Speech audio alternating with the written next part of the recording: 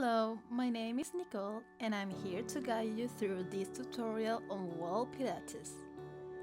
First, we're going to start by moving our wrist, so to the other side. This is a small warm-up.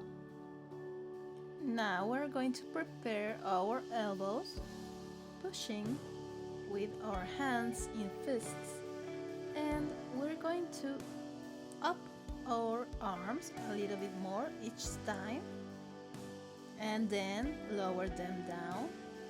Great. Now let's move our neck, our shoulders, rolling them back, yes, and rolling them to the front.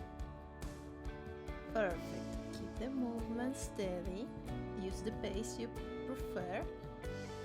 Now, we're going to reach with our hands to the back and to the front. Let's try it again. To the back, open chest, and to the front, and stretch the upper back. Again to the back, open chest. Perfect. Now we're focusing on our breathing. This helps our posture. While we breathe profoundly, our torso is going to go up, and this helps a lot. Inhale profoundly. See how your ribcage expands. Get close to your wall. Let's begin. The first exercise, you might know it by now, is a wall angels. Stand with your back against the wall. Roll your shoulders back. Put your elbows at the same level as your shoulders and turn the back of your hands towards the wall. You're going to slide your hands up and down, not using your shoulders up, okay? If your hand cannot reach the wall for a mobility issue, don't worry. Do it as much high as you can.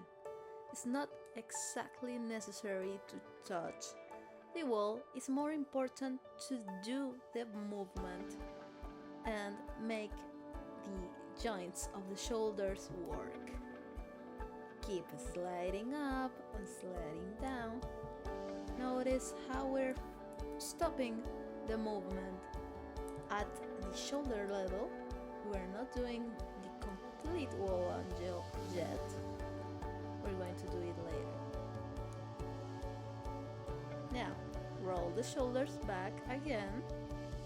We're going to place one elbow, two elbows. Perfect. Slide up and slide down. Perfect. We're going to keep the movement. So, hands up and hands down, trying to feel the back of the arm on the wall. Breathe. Don't forget to breathe. This is important in all these Pilates wall exercises. We are done with the wall angels. Now, next exercise is going to be a march in place. Grab yourself on the wall. Lift one foot off the ground, one hand, and turn the other leg up, the other arm up. Complete the marching, alternating legs and arms. Try not to go to your sides. This is important for your posture. Try to think as you are walking on the spot and your knee is lifting more than usual while walking. Okay, we're almost done. Keep it going a little bit. Come on. We're trying to do a little bit more faster now. Remember your hand placed behind you in the wall. This is going to give you a little more stability, and it's going to be easier for you to do it faster. Remember, lift your knee as much high as you can. Doesn't have to be too high, just as much as you can. This is important for developing strength in your hip flexors, okay? And also, this is a great balance exercise to keep our body safe and our minds awakened. It is also very challenging on the coordination because we are doing on the spot. We are not moving and walking. So we can check another details like our feet, like our balance, our knee. Okay, we're done with the march in place. Now we're moving to a standing pelvic tilt. So your knees are going to be flexed, your hip will be placed on the wall, and you're going to do anterior and posterior pelvic tilt. Let me explain on my side. This is posterior pelvic tilt and this is anterior pelvic tilt. See? This changed entirely the posture, and the position of the pelvis involves in usually bad postures. So we are doing those bad postures with these pelvic tilts so we can develop more mobility in our column, most importantly in the lumbar region. So we're going to alternate the anterior and posterior pelvic tilts while keeping the back straight. Your shoulders must be placed on the wall behind you. And now you can check if you're doing this exercise correctly. If when you're doing anterior pelvic tilt, your hands go past through you, and when you're doing posterior pelvic tilt, your hands cannot pass behind you. So alternate the movements. While you are doing the anterior pelvic tilt, your lumbars are going to be a part of the wall, and when you're doing the posterior pelvic tilt, your lumbars and your back is going to be on the wall. Keep this movement. Remember to breathe profoundly, and we are almost done. Okay, perfect. We're going to our next exercise. This is wall sit-ups. As you can see, you will be a little bit further from the wall. You're going to sit on it and place your hands on your thighs, your shoulders, or be in front of you. This is if you can do it. If not, you can use your wall to support you if you need the assistance of the wall supporting you a little bit more, okay? But if you can lift your hands from the wall, do so. Important, don't round your back. You can arch your back a little bit, not too much, and keep your spine growing to the ceiling. Your feet must be supporting you at all times. If they roll inwards, they're going to connect your knees, and we don't want that, okay? So let's sit on the wall. Let's roll all shoulders back. You can hold on the wall if you need. And let's hold. Breathe profoundly. This posture is going to work on your quads a lot and might be difficult for you to hold it. So if you need a rest, you can. And go down again. Remember, your butt is on the wall supporting you. You're not sitting on the thin air, you're sitting on the wall. Relax a little bit, breathe, and let's try it again. I know you can do it. Okay, keep the spine up, don't collapse on it. Try to keep a good posture. We're done. Great. Now, we're doing an exercises for our shoulders. This is alternating shoulder rotation. We're going to place our arms on the wall. This is by checking that our elbows are at the same level than the shoulders. Same level, not lower, not higher. Same line. One arm and the other.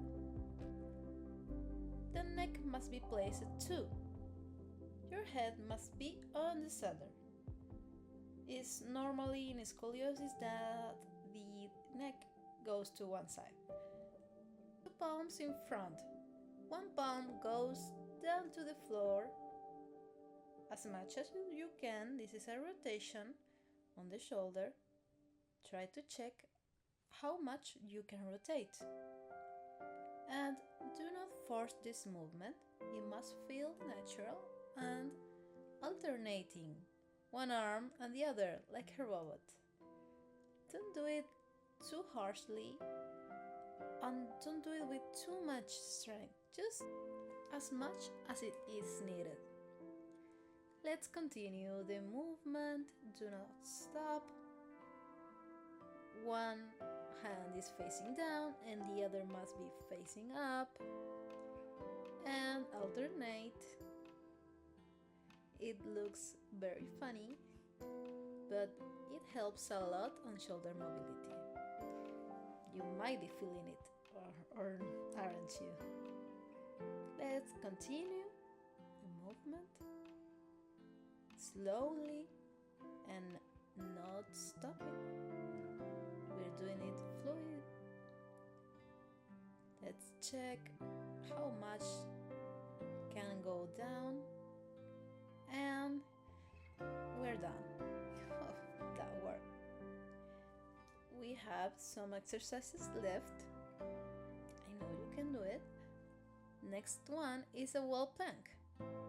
So you're going to place your hands at shoulder level on the wall, and if you can hold the position right where you were. You can try and do the plank on your elbows. Shift the pelvis because it must be on a straight line with your torso. I know it's very normal that in planks we do a shifting with the pelvis, so the exercise is in the correct form. Now we are holding this plank. Don't forget to breathe and be relaxed. You don't want to be too tense. If you are too tense, maybe you need a little break and then try again. But if you can hold. This is a great exercise for balance and core strength, and also it helps with the posture. Okay, let's hold a little bit more. Keep breathing. Don't forget to breathe. If you need a little pause, then now is the time to get back, because we're almost finishing this plank. Okay, we're done with the plank. Let's go to the next exercise. We're going to climb the wall. Like the mountain climbers, the exercise, we're going to lift one leg and twist a little bit to the contrary arm. So we lift one leg and then the other, alternating legs. This is a hip flexor and core exercise. So, in the plank position, we lift slowly one leg and then the other leg, doing a slight crunch. Also, we're trying to exhale while we do the crunch, inhale while we lower the leg, exhale, and so. Let's speed up if we can. Remember, this is a very coordinated exercise, and while we can do it a little bit more quick, we mustn't forget the technique. So, check if your elbows are extended. Okay, remember to do the little crunch while the leg is up. Remember to breathe correctly, exhaling while the leg is up, inhaling while we are lowering it back. The feet are important too. They must be moved articulated, moving every single joint and not just stomping on the floor. We must have caution with all these little details. Now we are finishing these mountain climbers. We're doing wall lunges. This is a great option if you are working on your lunges because you're supporting yourself on the wall and it's way easier. So your knee mustn't be touching the wall while you go down. Okay? Try to think as your back knee is going in a straight line with your hip. So step back. One foot goes to the front, the other to the back. And lower. Use your hands to walk in the wall to guide you and help you go down and go up. The other leg. Use the hands to walk and help you. You are supporting yourself on the wall. Now go down with the other leg and remember, always use your own range of motion. Do not force something that it's uncomfortable or you're not feeling like you're coordinating enough. It's important to work on your own limits. This is how you take care of your own body and work in a best way possible. Let's keep the lunges. Try to keep an alignment on the knee and the ankle on both legs. And most important, if you need to rest or do things a little bit more slower than I am doing it, it's completely fine. You have to look for your own pace. Now, we are almost finishing the lunges. This works the quads a lot. I know, it burns. So that's why the next exercise is very simple and for the arms. This is mobility for the shoulders and it's called clock on the wall. Exactly, like drawing a clock with one hand, the elbow completely extended and fixing on the hours clockwise. Try to do the whole circle. Tap different spots like you're tapping different times of the day on a giant clock in front of you. Try to the other arm. You have to notice some details. With the left arm, you're going to be doing counterclockwise. And when you are going to rotate internally, this is a half of the clock or the circle. So now let's try to keep a circular motion and not to stop. remember to rotate internally when you're going down. This is a moment, rotate internally and keep the movement. Don't do it every time a little bit smaller. No.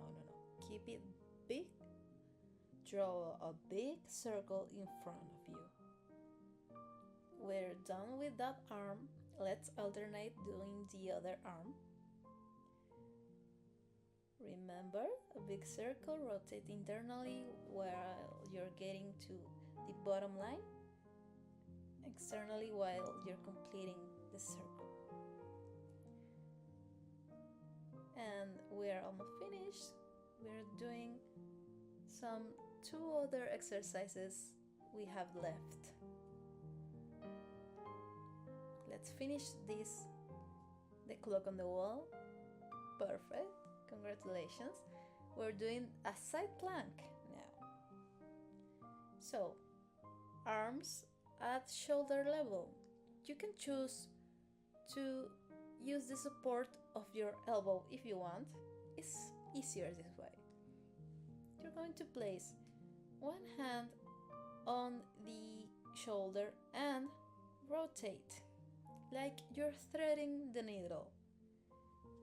Now, you don't want to go too down, okay? It's just a rotation on the spot. We don't want to collapse on the spine while we do this exercise. We want to keep the spine tall and up all the time.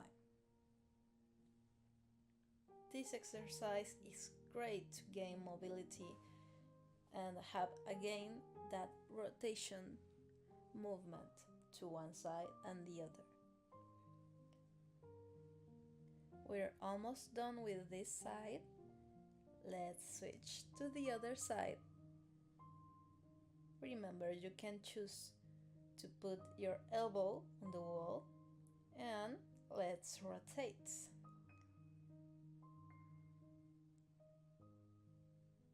Now, look at how the feet are together and they are apart from the wall. They are not too close. So this can work a little strength too. You must have felt it by now. Now, that hand that was on your shoulder now wants to reach on your armpit. We are almost finished with this movement. Now we are doing the last of the exercises. It's just a gentle stretch, don't worry. And congratulations for coming this far. Like a plank. You're going to walk a little bit up with your hands and roll your shoulders back and lift your chin towards your hands, towards the middle of your hands. Like if you're thinking on going that way with your chin. Do it gently. So this arches the back, as you can see. Now fix your feet, put it on the distance that is best for you and more comfortable from the wall. And let's go again. If you can put your elbows on the wall, then you're going to be deepening that stretch. And we're going to arch the back and breathing profoundly. We're not holding breath. If something hurts, we are going to do the counter posture to the other side. That is rounding your spine. You can hold this rounded spine, this counter posture, if you need to relax and you cannot arch that long this spinal stretch. Okay, it's alright. Now we're done with the last exercise. I hope you're feeling great.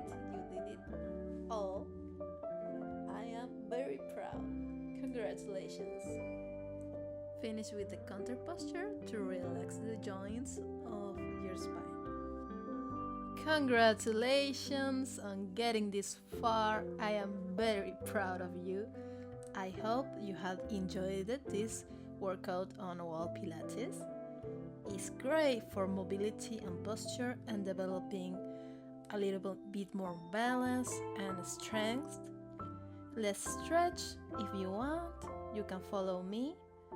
I am stretching my arm and switching to the other arm. My fingers are moving, so this gets to stretch a little bit more. And I am looking to the other side, so my neck is stretching too. And moving my fingers down, this stretches in another position. Great. Let's start by stretch our upper back, letting our head to the front and relaxing. Grab your hands, breathe slowly, and now pushing with your hands on your hips, open up your chest, look up, move your neck a little bit, stretch to one side, open the mouth and stretch to the other side. Opening our mouth relaxes the muscles we have on the jaw and the face. They are usually very tense. Okay, we are almost finishing these light stretches. We're opening the chest with our palms behind our neck. Breathe in and try to go backwards.